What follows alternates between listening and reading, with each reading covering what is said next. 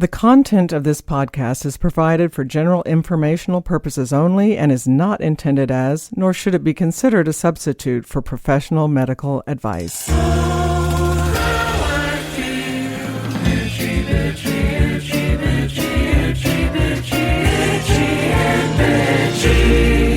This is Karen Nickel, family nurse practitioner, and you are listening to Itchy and Bitchy, a podcast that provides answers to your many health questions. I have had many listener questions about using hormone replacement therapy in women who have had cardiovascular or cerebrovascular events. Dee asked about using hormones after a heart attack, and Leah asked the same question about use after a stroke. So today I'm going to share some information with you about hormones and the heart. The differences in heart health between men and women are not fully understood, and gender is not included in the 7 core predictors of development of cardiovascular disease. Those 7 factors are physical activity, surprise, surprise, diet, even bigger surprise, cholesterol, blood pressure, fasting glucose, weight, and smoking. So the status of those 7 factors are the big predictors of cardiovascular health. Socioeconomic and lifestyle factors also play significant roles. So where do our sex hormones fit in? When looking at cardiovascular disease statistics, it quickly becomes evident that there are significant differences between men and women. Yet another surprise. 54% of males over age 20 have some form of cardiovascular disease. Hard to believe that over 20 years old. While only 44% of women do. The average age for a first heart attack amongst men is 65 years, while for women it's 72. Women are at lower risk for cardiovascular disease until menopause, and that's when their risk grows. The heart disease risk for women is higher than for men starting at age 60 years old. The incidence of cardiovascular disease among people aged 60 to 70 is 72.2% for men and higher for women at 78.2%.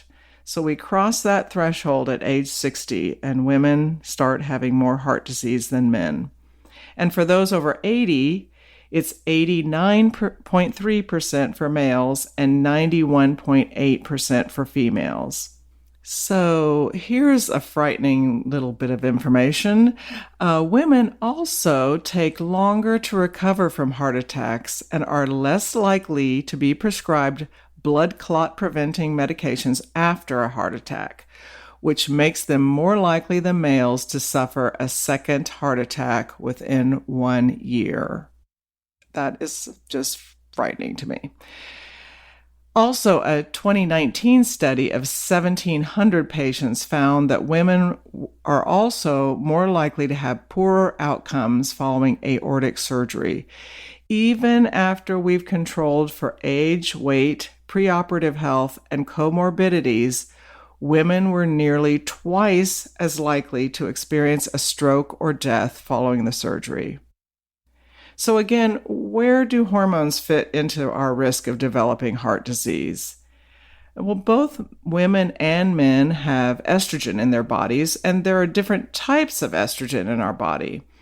Estradiol is the form of estrogen that is secreted from the ovaries.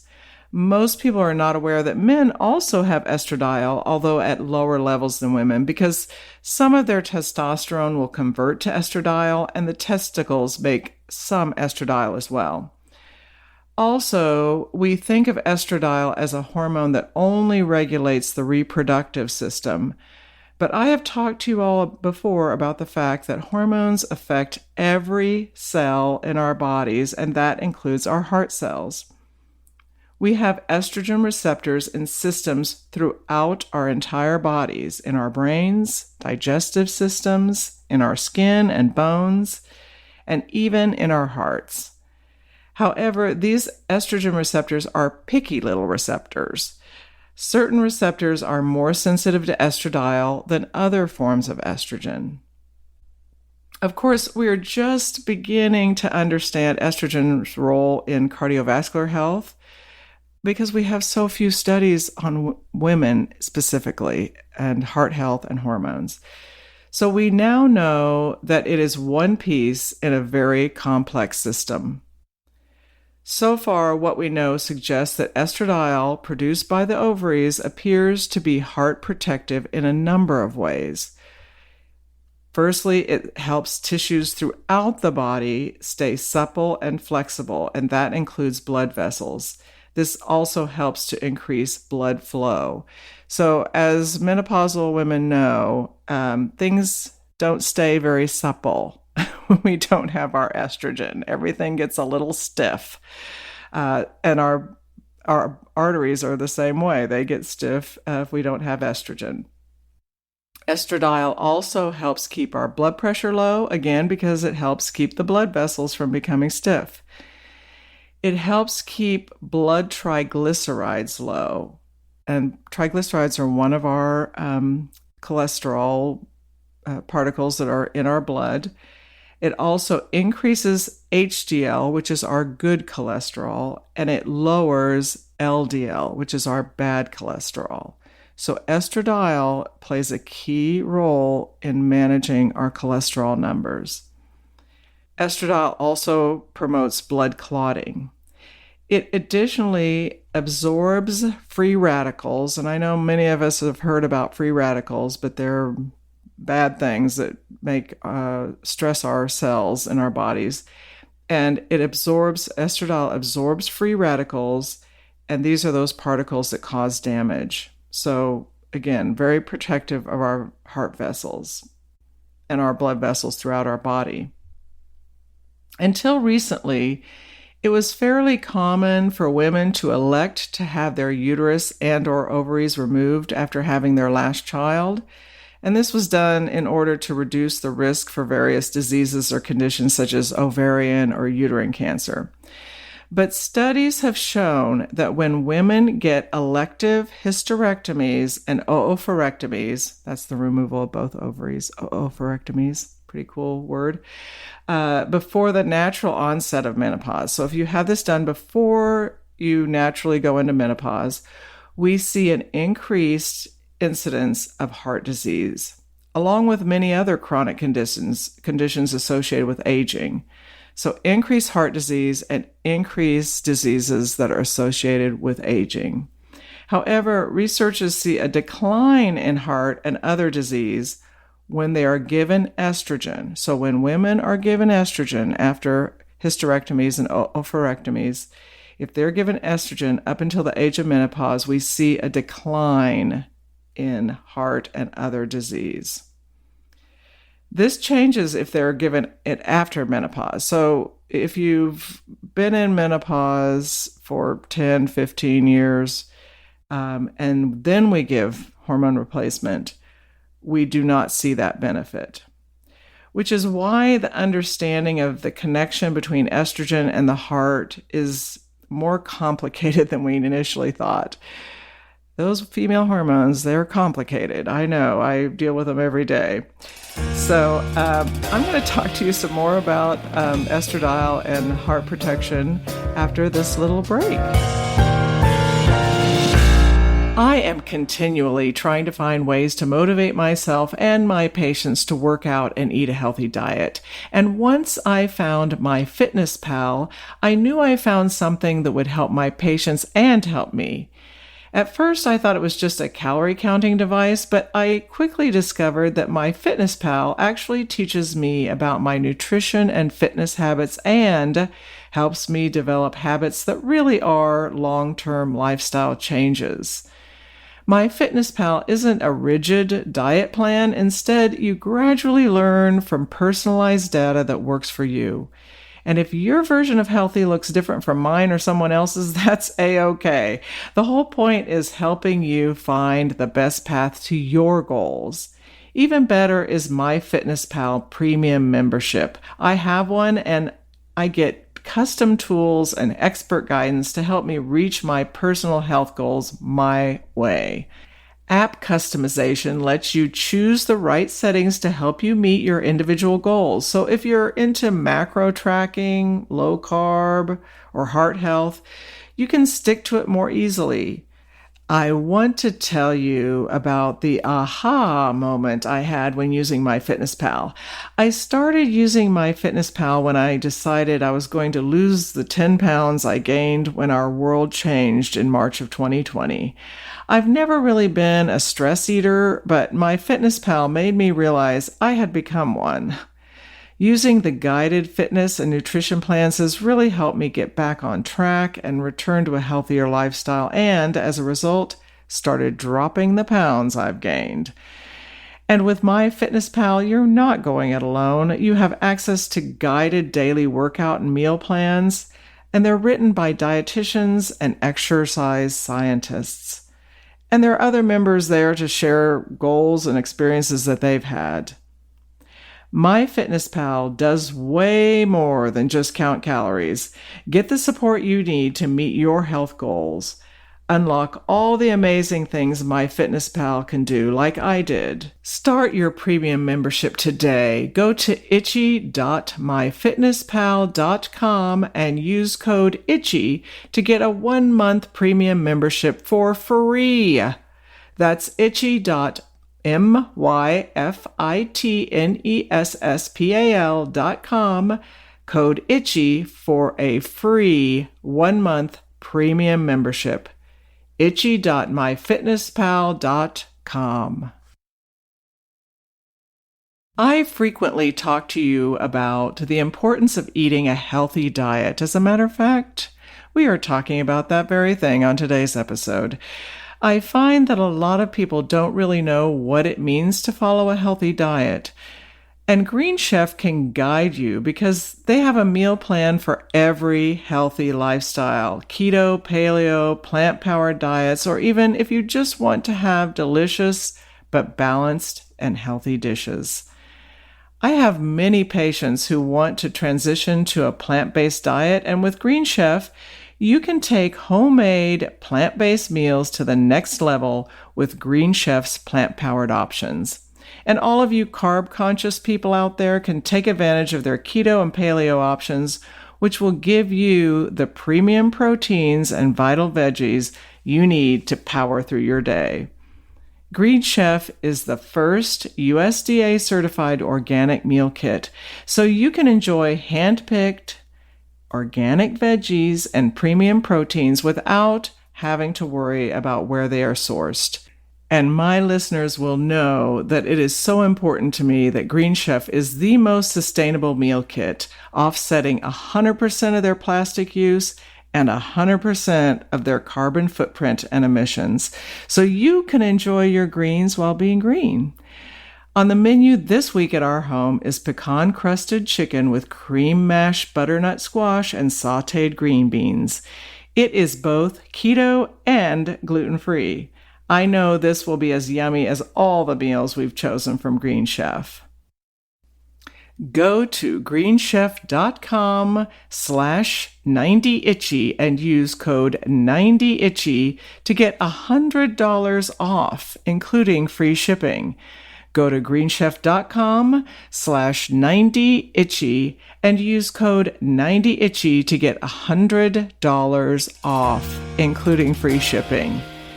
Green Chef, the #1 meal kit for eating well. So, if estradiol is heart protective in a number of ways for women, and we know that males suffer cardiovascular disease sooner and in greater numbers than females, does testosterone play a role in this? This is yet another piece of information, hormone information, that we are not quite sure about. We know that cardiac cells have receptors that bind to hormones like testosterone, but based on the research we have thus far, a direct link between normal levels of testosterone in males and heart disease has not been confirmed. We do know that extreme levels of testosterone, either low testosterone levels or high levels due to testosterone replacement, do seem to be linked with heart disease. More research is needed to determine why this is so.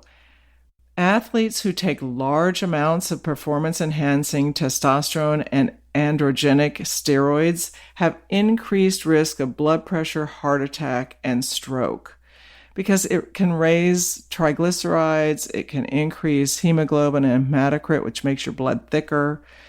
Also, large doses of testosterone supplements can lower HDL, the good cholesterol. So it makes your good cholesterol go down, and it raises LDL, or your bad cholesterol. Testosterone lowering therapy as part of prostate cancer treatment also adversely affects cholesterol levels. So our body doesn't seem to like those extremes. Supplemental testosterone in animals has also been seen to enlarge hearts. And we're talking about testosterone replacement that is above physiologic levels, like higher than normal levels. Even among men who have testosterone levels in the normal range, but at the low end of normal, tend to have worse cholesterol numbers. So we've talked about the role of estradiol and testosterone on heart tissue and the effects on the heart. But what about the role of progesterone in all of this? And I've talked to you many times about progesterone and how important it is when taking hormone replacement therapy to have progesterone in the mix to balance estradiol's effects on the body. And unfortunately, we just don't have many studies on estradiol's role in heart health, and unfortunately, we have even fewer studies on the effects of progesterone on the heart. So we know even less about the role of progesterone in cardiovascular health. However, there is evidence that natural or bioidentical progesterone, which is what I preach and what I prescribe, is more heart healthy than synthetic progestin, which tends to bind to receptors other than just progesterone receptors. So that's progestin tends to bind to other receptors, and it can trigger a process that has detrimental effects on a woman's health. So progesterone does not do that, but progestin can bind to other receptors other than progesterone receptors and be detrimental to our health. So does menopause increase your risk for heart attack? Based on the statistics I mentioned earlier, women seem to have lower risk for cardiovascular disease and are less likely to die from it up until menopause. From that point on, after women stop making hormones, the risk for cardiovascular disease and heart attack rises dramatically. Once we are in menopause and don't make hormones or don't replace hormones, certain changes happen in the body. Good cholesterol, which is HDL, decreases, and bad cholesterol, LDL, rises. Also, the total amount of lipids or cholesterol particles in the blood increases. Blood vessels change in ways that make formation of plaque and blood clots more likely. And a protein in the blood called fibrinogen increases. And high levels of fibrinogen is linked with heart disease and stroke. When we no longer make our female hormones, we have a higher risk of developing metabolic syndrome abnormalities like insulin resistance and impaired fasting glucose levels or sugar levels. And menopausal women are more likely to develop obesity, high blood pressure, and high cholesterol. It's all sounding good so far. On top of all that, our body fat distribution shifts so that we have more fat around our waist and more visceral fat in our abdomen. And these are risk factors that increase our risk for the development of cardiovascular disease. So All of you menopausal women, I know you are aware of this little shift that happens, and it's to our detriment. To specifically respond to Dee's and Leah's questions about using hormones after having a heart attack or stroke, the type of estradiol we use in hormone replacement is important. When we replace our estrogen with oral estradiol in women, it can cause an increase in fibrinogen levels in our blood, which in turn increases the risk for developing a clot, as I mentioned earlier. So fibrinogen levels, when they're high, increase risk for clot. So when choosing HRT for women who have a history of heart attack or stroke, it is important to use a topical form of estradiol, since this option does not increase fibrinogen. So when I have a patient who has increased clot risk because of personal or family history, I always use a topical form of estrogen, estradiol specifically, either with a patch or with compounded hormone replacement cream, so that we can avoid that rise in fibrinogen.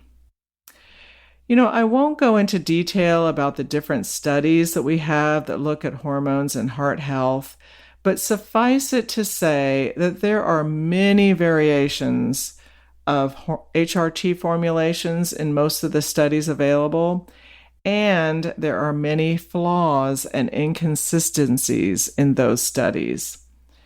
In spite of that, they all come to the same conclusions in 3 respects. First, that timing matters. Starting estrogen treatment early after menopause slows progression of disease. Secondly, natural progesterone is safer than synthetic, the synthetic progestin. And thirdly, people with healthy cholesterol levels to begin with seem to have better outcomes with estrogen therapy early in menopause. First of all, I hope that answers your questions, Dee and Leah, and I hope that this is a start to some insight into how estradiol, how menopause affects our heart tissue, our heart health, and our risk for cardiovascular disease. Many thanks to Green Chef and MyFitnessPal for sponsoring today's episode. And as always, thanks to Forrest Wenzel, our producer and composer of our theme music. And to hear more of his music and an upcoming album, which will soon be released, you can search his name on Apple Music or Spotify. Please visit our Facebook page, I&B Podcast, where you can leave comments or questions, which I love to hear and read. Our website is itchyandbitchy.com. And as always, remember that your health is in your hands. Oh, how I feel, itchy, bitchy, itchy.